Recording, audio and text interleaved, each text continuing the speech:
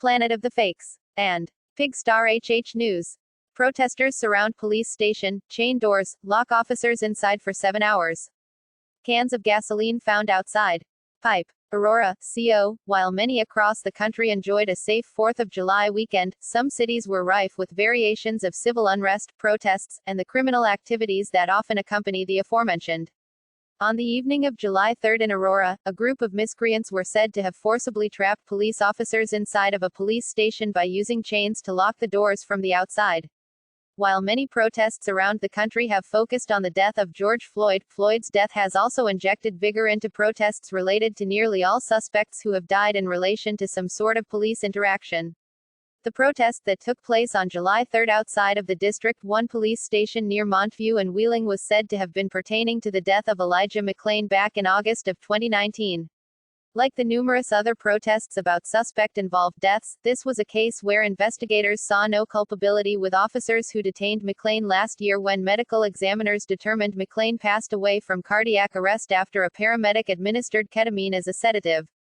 On the eve of the 4th of July, police officers were said to have been trapped for about 7 hours after protesters decided to imprison police inside of their own precinct. Aurora Police Department spokesperson Matthew Longshore spoke about the riotous acts. The unfortunate part is they trapped our officers inside, not just them being around the building, but physically wrapping ropes and other items around the doors of the District 1 station, around the entry-exit gates our patrol cars come out of. That was probably the most dangerous part. Department officials wouldn't confirm the exact number of officers that were held captive within District 1. However, sources say that officers were able to be freed from the police station at around 3:30 a.m. on July 4 after the multi-hour detainment. There wasn't a rush to come and move people out. The officers were safe inside. We wanted to give the people the ability to express their First Amendment right to protest, peacefully assemble and make their voices heard, so we didn't have an immediate rush to go in and clear people out. Waiting a little bit longer, the crowd size became smaller, so we had an advantage.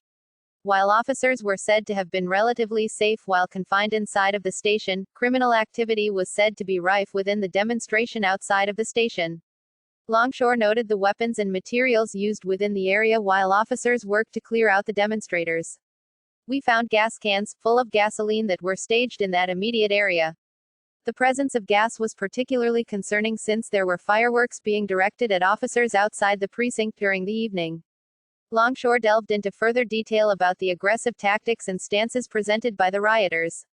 Not only that, someone had a fire extinguisher, they were spraying our officers with a fire extinguisher. We didn't use any force until they started doing it to us. That's when we used 40mm foam rounds, no pepper spray or tear gas or smoke. Reportedly, 2 people were arrested for actions attributed to the criminal activity that took place during the evening of July 3, but there were no serious injuries reported. While Longshore respects the right to protest, he noted that the violence will not be tolerated. Come get your message across. That's great, but to put officers' lives at risk or the community's lives at risk because we can't respond because we are trapped inside of a building, that's not right. Portland PD sure can relate. Last week, they put out a call asking for helping in finding a criminal. In the late night hours of June 25, rioters set the Portland Police North Precinct on fire, while people were inside. They did not stop there. The group went on to set other businesses on fire and loot them, businesses mainly owned by minorities in the area. Police are seeking help in finding those responsible and have given photographs to the media in hopes that someone turns them in. Portland Police and Crime Stoppers are offering a $2,500 reward for any information leading to the arrest of the male pictured below, provided by the Portland Police Bureau to local news outlets. Protesters surround police station, chain doors, lock officers inside for 7 hours. Cans of gasoline found outside. Portland police did not identify the man seen in the photographs. However, they have advised the male pictured was involved with the group of people responsible for the arson. The incident in question started around 10 p.m. A crowd of people still upset over the George Floyd murder left Fernhill Park and descended on the Portland Police Bureau's North Precinct at Emerson and Martin Luther King Boulevard. Police report that this group of people then attempted to force their way into the police station. When these efforts failed, they placed objects in front of the doors to trap the people inside the station. Officers who were on scene were pelted with paintballs, glass bottles, and fireworks.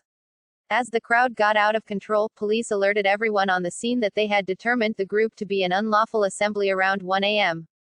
Officers worked to clear the crowd, despite being attacked by the rioters who fought back at their efforts. Someone in the crowd fired a mortar which landed on the roof of the police station. Shortly afterward, at approximately 2:15 a.m., reports of the north side of the station being on fire came in. As officers began firing less lethal chemical agents into the crowd, parts of the group began setting other businesses on fire and looting them.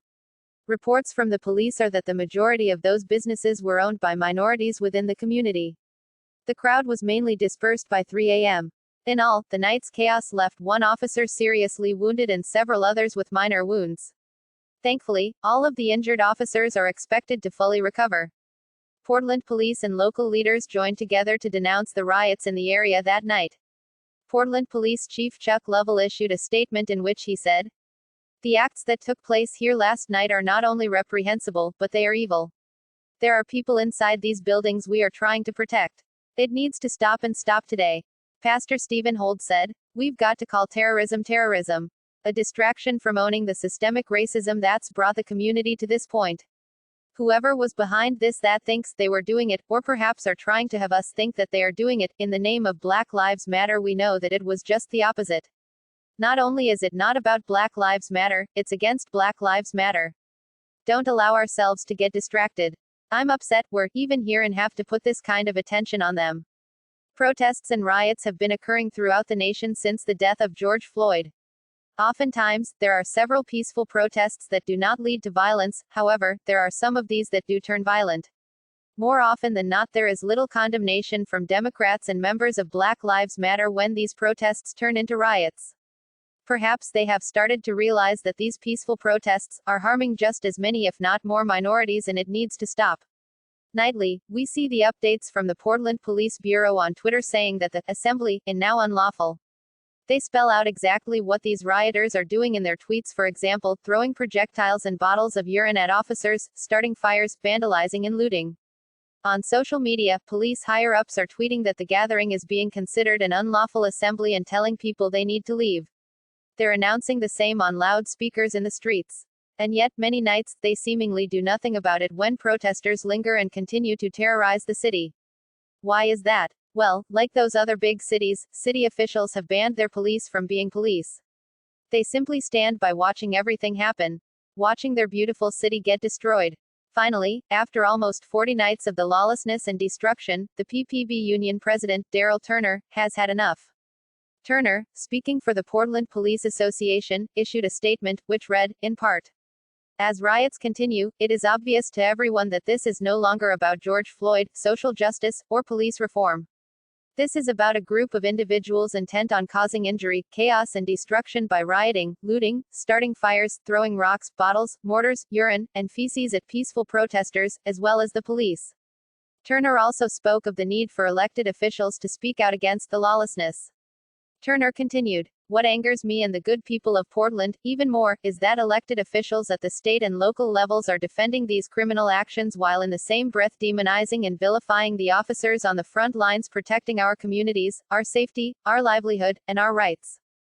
Police are defending the property of business owners whose livelihoods are at stake while these criminals loot and burn their businesses. Police are defending government buildings that will be the meeting places where reforms at all levels of government will take place. Police are defending those who want to express their voices without violence. It is time for our elected officials to stand up and defend Portland. Condemn the violence and the burning, looting, and destruction of property.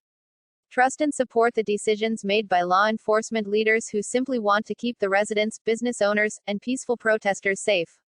Understand that it is a sign of strength, not weakness, to support the rank and file officers who are out on the front lines being assaulted, taking verbal and physical abuse, and working endless hours without rest.